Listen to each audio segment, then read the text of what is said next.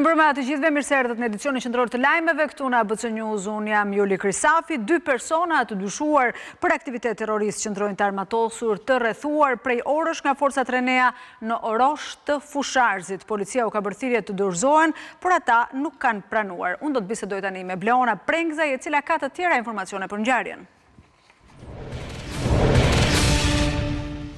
Bleona, përshëndetje. Cilat janë informacionet e fundit nga ngjarja?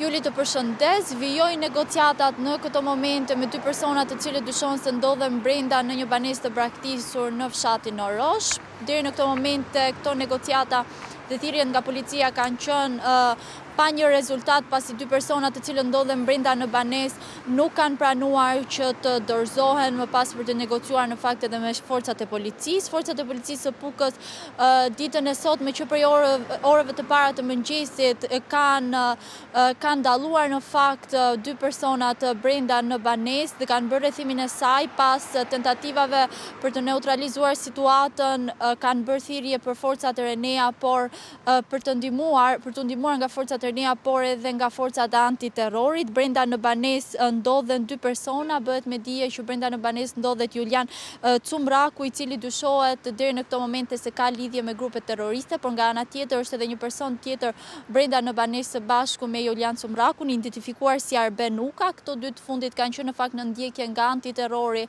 prej disa kohësh. Bëhet me dije nga informacione deri në këto momente se për një muaj këto persona qëndronin në këtë banesë, siç e shpjegova, dyshohet të kenë lidhje me grupe terroriste. Nga informacionet që ne kemi mundur të marrim deri në këto momente, këto persona kanë qenë më parë në Siri. Siç e shpjegova dhe në fillim, për orësh në fakt vijojnë tentativat për negociata nga ana e forcave Renea, nga ana e policisë, por edhe antiterrorit, që këto persona të negociojnë dhe të vetë dorëzohen. Kanë qenë deri në këto momente pa një rezultat, pasi 2 personat nuk pranojnë dhe nuk janë bindur thirrjeve të policisë për të vetë dorëzuar. Për disa orësh vijon kjo situatë, nga ana tjetër dyshohet deri në këto momente se këto persona kanë armatim të shumtë brenda në banesë, çka ka bërë edhe të vështirë ndërhyrjen nga ana e forcave Renea në terren. Janë forcat Reneas, antiterrori dhe në të gjithë pjesën e fshatit Orosh. Nga ana tjetër kemi dhe prezencën e një auto ambulance për nëse do ketë një përshkallëzim të situatës, por nga ana tjetër presim deri më tani nëse do të ketë negociata të suksesshme nga ana e forcave Reneas së bashku me personat të cilët ndodhen në banesë. Siç e shpjegova, deri në këtë moment nuk kanë pranuar që të vetë dorëzohen dhe vijojnë në fakt kundërshtimin nga ana e tyre. Okej, Bleona Prengzaj, të falenderoj për raportimin direkt nga Drejtoria e Përgjithshme e Policisë. Shqipëria dhe Kroacia do të zhvillojnë mbledhjen e parë ndërqeveritare brenda 2026-s. Nga Zagrebi, Ministria për Evropën dhe Punët e Jashtme Elisa Spiropali tha se kjo ngjarje do të shënojë një hap të rëndësishëm për forcimin e marrëdhënieve mes 2 shteteve. Shqipëria dhe Kroacia pritet të bashkëpunojnë ngushtësisht në fusha si integrimi evropian, energjia, bashkëpunimi tregtar apo mbrojtja, ku 2 vendet së bashku me Kosovën kanë firmosur një deklaratë të përbashkët për bashkëpunimin në forcimin e kapaciteteve për mbrojtje. Ndërsa Ministri i Jashtëm i Kroacisë tha se vendi i tij mbështet ambicien e Shqipërisë për të mbyllur negociatat me Bashkimin Evropian brenda vitit 2027.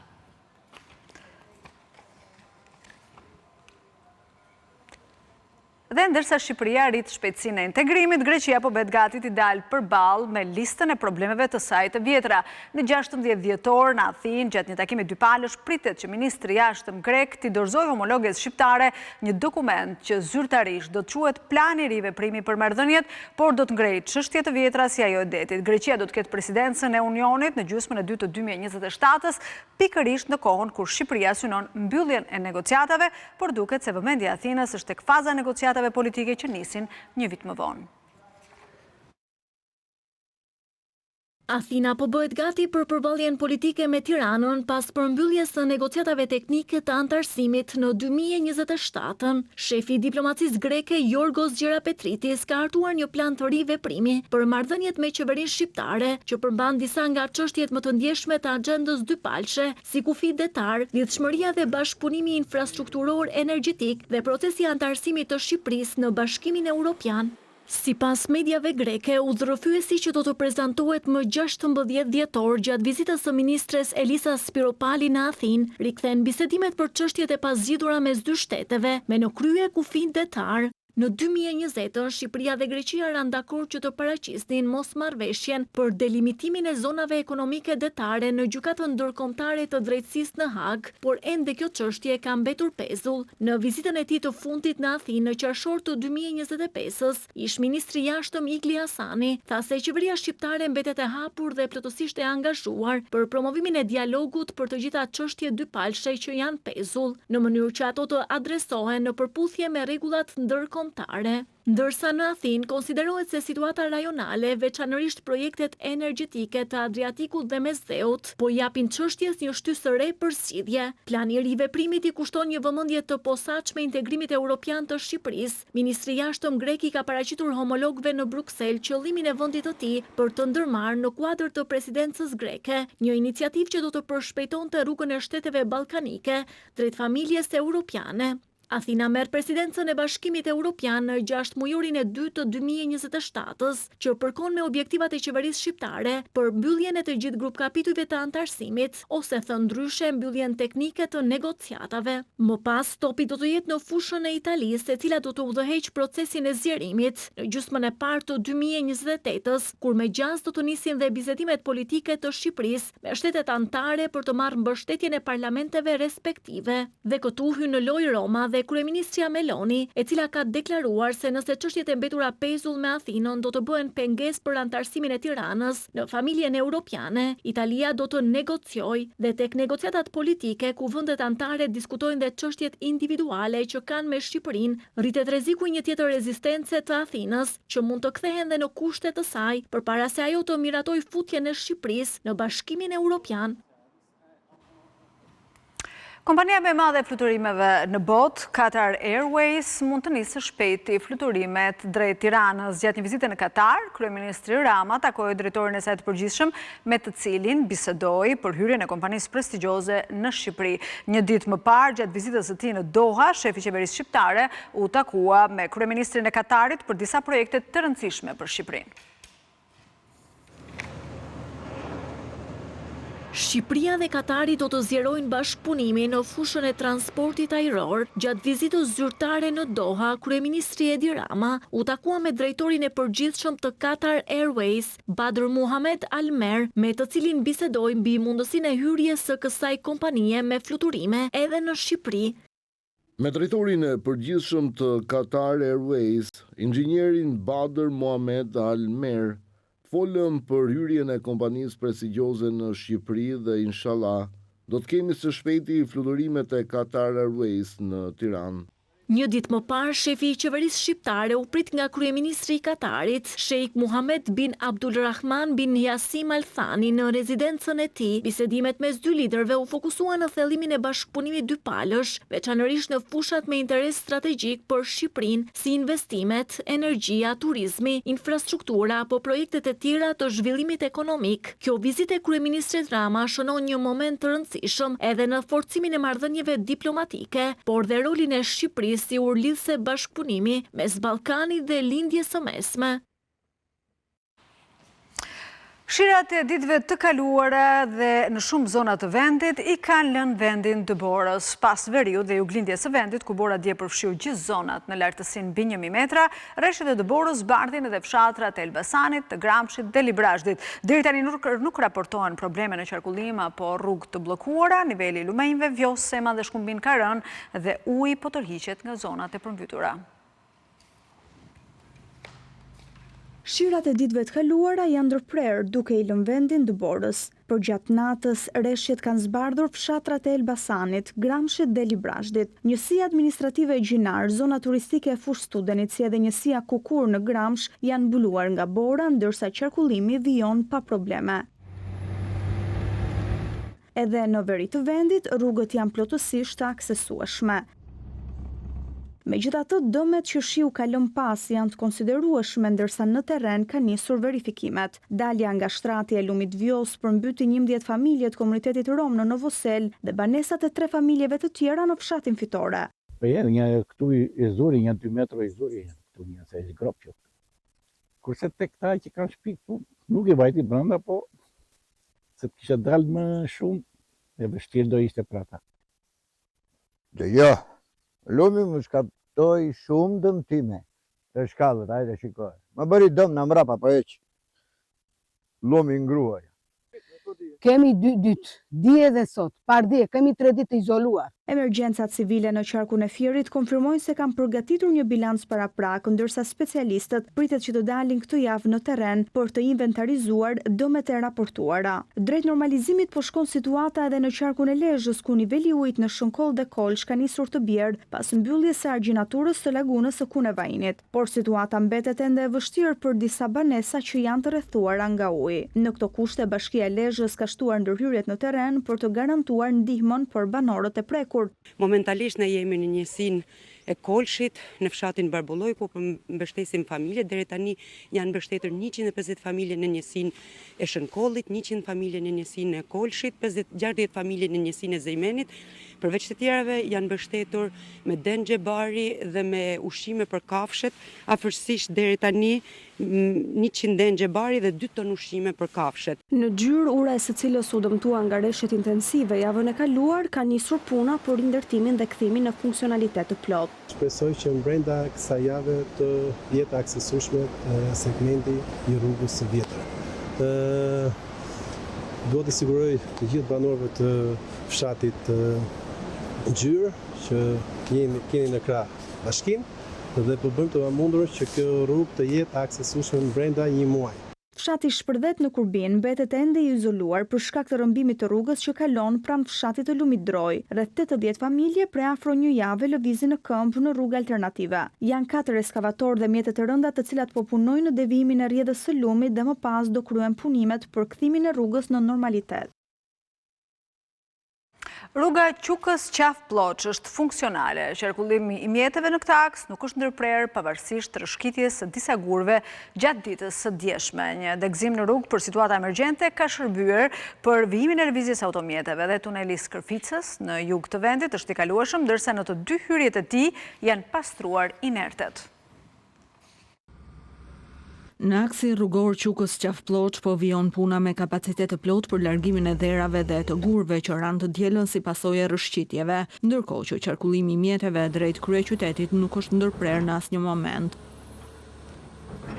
Nga ana e subjektit kontraktues është ndërtuar një degëzim prej gati 500 metrash që shërben në situata emergjente, siç ishte rasti i rreshjeve të shiut apo situatave të ndryshme që mund të krijohen në stinën e dimrit nga rreshjet e mëdha të borës. Një ditë më parë, për shkak të rreshjeve të shumta të shiut në aksin rrugor Qaf-Ploç-Qukës, tek vendi i njohur si tunelet pati rrëshqitje të dheut dhe të gurve. Për largimin e tyre nga ana e subjektit po punohet me mjete të rënda për normalizimin e situatës. Sipas shtabit të emergjencave në prefekturën e Korçës, gjatë 72 orëve sasia e rreshjeve ka qenë sa mesatarja e 2 viteve. Kjo ka shkaktuar shumë problematika, ku një prej tyre është edhe në infrastrukturë. Ndërkohë edhe hyrja në tunelin e Skërficës është plotësisht e pastër, pavarësisht të rreshjeve të dendura në zonën e Gjirokastrës dhe inerteve të shumta që përrejnë kanë sjell nga malet. Autoriteti rrugor shqiptar dhe kompania kontraktore e mirëmbajtjes rrugore kanë ndërhyrë menjëherë dhe hyrjet nga të dyja krahët e tunelit të Skërficës. Nga Sao Paulo i nxehti i Brazilit në bulevardin e ftohtë të Tiranës, Sali Berisha u kthye nga vizita 4 ditore përtej oqeanit pas dëshmisë për herë të parë në SPAK për 21 janarin.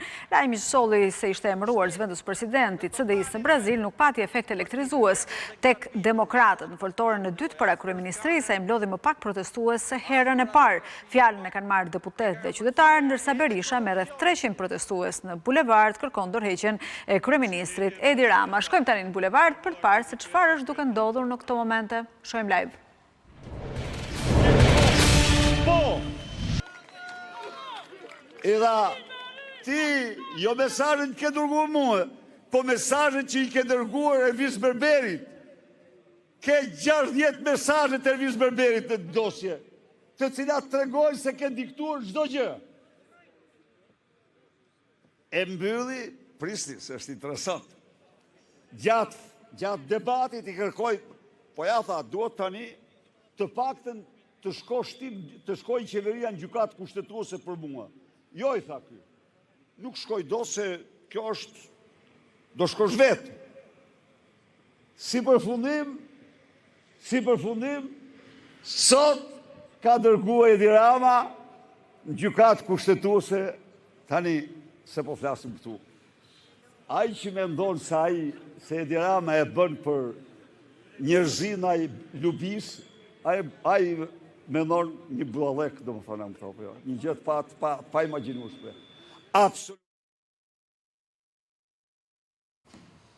Ishim pra live me bulevardin Dëshmorët e Kombit, ku një grush njerëzish, duhet thënë rreth 300 protestues të Partisë Demokratike kërkojnë ndërheqjen e kryeministrit Edi Rama. Ndërkohë ndarja territoriale e vendit ndan mazhorancën dhe opozitën. Në Komisionin e Reformës Territoriale dy palët nuk arriton të ulen bashk në mbledhjen e parë. PD kërkon rritjen në 100 të numrit të bashkive, por për mazhorancën shtimi i tyre do të ulte cilësinë e shërbimeve në bashkitë e vogla. Ndarja e vendit në rajonin sipas bashkëkryetarit socialist Mazniku do të në tryezën e debatit në komision. Në mbledhjen e parë të komisionit, dy bashkëkryetarët që do drejtojnë punimet e reformës territoriale, Arbian Mazniku i socialistëve dhe Luciano Boçi i demokratëve, nuk arritën të ulen bashk. Për ngritjen e komisionit posaçëm të reformës administrative territoriale. Megjithatë, ata e kanë të qartë mbi cilat shina duhet të ecin, siç tregojnë për ABC News. Në atë moment na duhet kemi institucione vendore, të cilat janë të afta, të operojnë jo thjesht institucione që ofrojnë shërbime për territorin e tyre, por që janë të afta të operojnë në linjë me politikat e Brukselit për të rregjur sa më shumë financime nga programi i kohezionit dhe fondet strukturore. Pra, nuk është territori objektiv në vetvete. Kompetencat, burimet financiare dhe njerëzore në një territor caktuar. Duhet të analizojmë të treja. Ndarja territoriale e bashkive të jetë e përputhshme me karakteristikat ekonomike, me karakteristikat geografike të zonave, me lidhjen e komuniteteve historike dhe shpirtërore, dhe tek e fundit të kenë një diferencë pranueshme midis tyre në tendencat e zhvillimit. Demokratët do të vijojnë të qëndrojnë kërkesës për shtim të numrit të bashkive.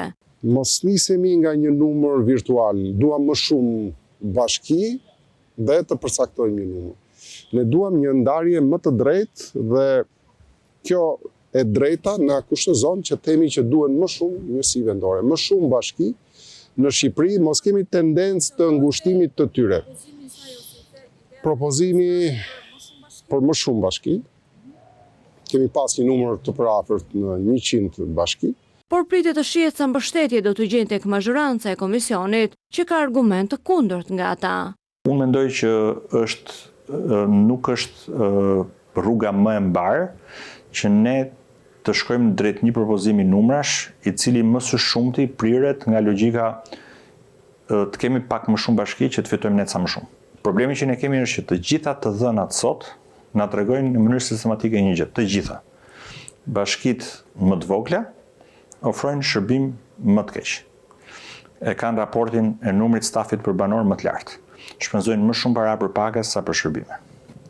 Mbledhin më pak të ardhura, investojnë më pak, investojnë në mënyrë më pak eficiente. Mazniku thotë se nuk është territori objektiv në vetvete të kësaj reforme, por një propozim e ka, që siç duket do të hasë në kundërshtimin e demokratëve. Pjesë e diskutimit është a bën sens që në një nivel të ndërmjetëm të çojmë më shumë funksione, pastaj sa i madh është ky nivel i ndërmjetëm, rezultim që mund ta bëjmë.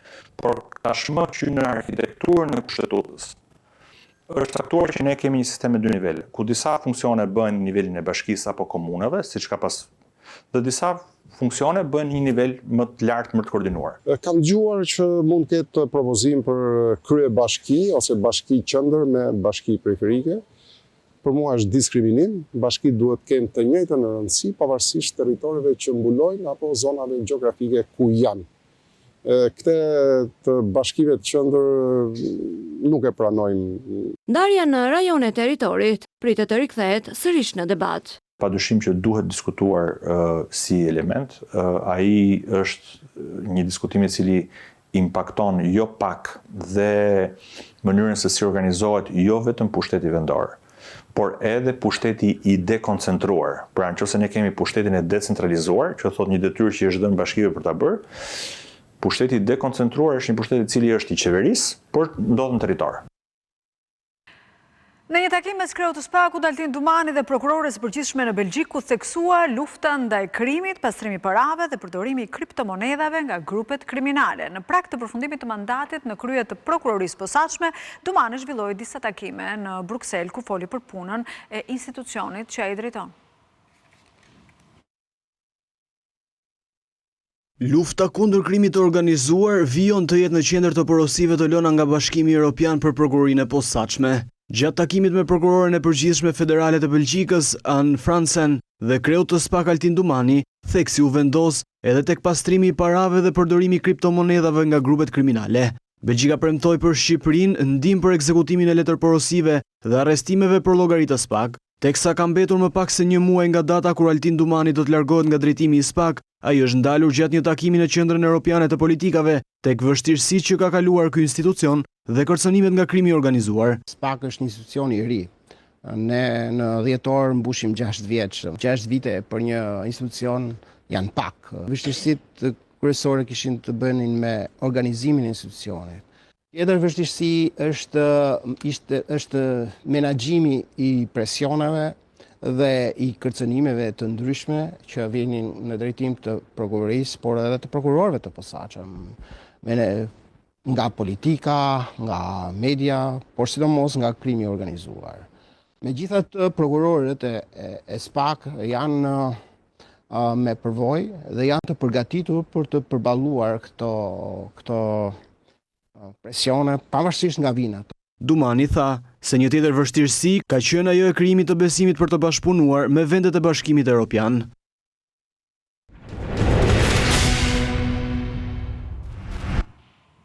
Shkojmë edhe njerë tek Bleona Prengze, kemi një informacion pra që policia ka kontaktuar, ka marrë pra vllane Julian Çumrakut për t'i bërë thirrje ati dorëzohet. Lidhemi me Bleonën, shohim çfarë do të thotë ajo. Bleona, edhe njerë përshëndetje bashkë. Të përshëndes sërish, sipas informacionit të marrë në minutat e fundit, policia bët me dije në fakt se policia ka marrë vëllane Julian Çumrakut për të ndërmjetësuar negociatat midis 2 personave që ndodhen brenda në banesë, por edhe me forcat e policisë. Deri në këtë moment vijojnë negociatat dhe do të shikohet nëse në fakt do të ketë një neutralizim të situatës pas marrjes së vëllas së Julian Çumrakut.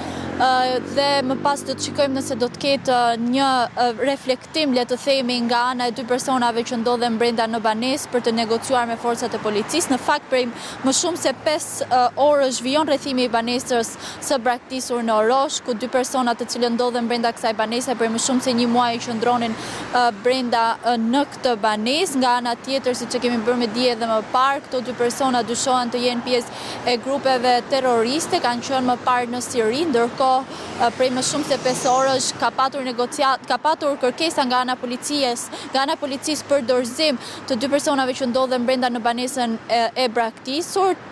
Për aq kohë sa kanë qenë negociata në fakt të pa suksesshme, policia ka marrë vëllane Julian Çumrakut, ashtu siç e thash pak më parë, për të provuar një mënyrë tjetër ndërmjetësimi. Okej, të shohim tani se sa ndikim do të ketë vllai Julian Çumrakut pra për t'i bërë thirrje atij nëse ata do të dorëzohen. Po, në fakt. Po, ke diçka tjetër? Po, në fakt, vëllai i cili është shoqëruar së bashku me forcat e policisë në vendin ku ndodhen dhe 2 personat, po i bën thirrje këtij të fundit që të dorëzohet. Ashtu siç e shpjegova, do të shikojmë nëse do të ketë një reflektim nga ana e 2 personave që ndodhen brenda në banesë dhe më pas për të vetë dorëzuar në forcat e policisë. Okej, Bleona, faleminderit. Prokuroria e Tiranës ka mbyllur hetimet për vrasjen e ndërtuesit Eduard Treçi, ekzekutuar në mes të Tiranës në nëntor të vitit 2024 dhe ka dërguar për gjykim 2 autorë të dyshuar, vëllezrit Shkëlqim dhe Florian Dukaj. Ndaj tyre rëndojnë akuzat vrasje me paramendim dhe armëmbajtje pa leje. Treçi u qellua me një plumë në kokë nga ish efektivi i policisë Shkëlqim Dukaj për motive pronësie. Një vit pas vrasjes së biznesmenit Eduard Treçi, prokuroria e Tiranës ka mbyllur hetimet dhe ka dërguar për gjykim dy vëllezërit Shkëlqim dhe Florian Duka, si të dyshuar për veprën penale vrasje me paramendim, armbajtje pa leje dhe prodhim dhe mbajtje armëve të ftohta. Nga hetimet organi i akuzës është i bindur se vrasja e Eduard Treçit me 13 nëntor 2024 është kryer nga Shkëlqim Duka në bashkëpunim me të vëllain e tij Florian Duka, për shkak të një konflikti pronësie që kishin me të ndjerin. Viktima Eduard Treçi kishte një truall në vendin ku mbeti dhe viktim, pranë rrugës së Elbasanit, ndërsa dy autorët Shkëlqim dhe Florian Duka në një zonë kufitare me të kishin ndërtuar një lokal, ndërsa dy autorët Shkëlqim dhe Florian Duka në një zonë kufitare me të kishin ndërtuar prej vitesh një lokal pa leje dhe kishin pushtuar një pjesë të sipërfaqes së tokës në pronësi të viktimës. Eduard Treçi u kishte kërkuar vazhdimisht lirimin e hapësirës, madje u kishte propozuar të ndërtonin edhe një pallat, por palët nuk kishin rënë dakord. Ky konflikt i pasgjidhur sipas prokurorisë bëri që Shkëlqim dhe Florian Duka të organizonin vrasjen e Eduard Treçit. Fillimisht ekzekutimi i biznesmenit është tentuar me 8 nëntor 2024, por pa mundur të kryhet, ndërsa më pas vrasja u finalizua me 13 nëntor. Më tej prokuroria thotë se Shkëlqim Duka në ato kohë pjesë e policisë së shtetit ka bërë edhe qitje në poligon për të kryer me saktësi vrasjen e biznesmenit. Nga hetimet ka rezultuar se Shkëlqim dhe Florian Duka kanë organizuar me qetësi planin, madje duke bërë edhe prova disa herë në vendin e ngjarjes, si dhe duke hedhur fishek zjarre për ta nxjerrë në prit Eduard Treçin. Shkëlqim Duka sipas prokurorisë ka zgjedhur një vend pa monitorim nga kamrat dhe në momentin që viktima ka dalë të pastronte oborrin, e ka qelluar me armë të ngjashme me sniper. Dy vëllezërit u zbuluan nga provat e mbledhura në terren dhe u arrestuan disa ditë pas ngjarjes. Ky edicion informativ përfundon këtu, por në orën 20 vjen Real Story me Sokol Ballën. Ndërkohë për çdo informacion të fundit, klikoni në abcnews.al si dhe na ndiqni në Radio ABC 105 FM.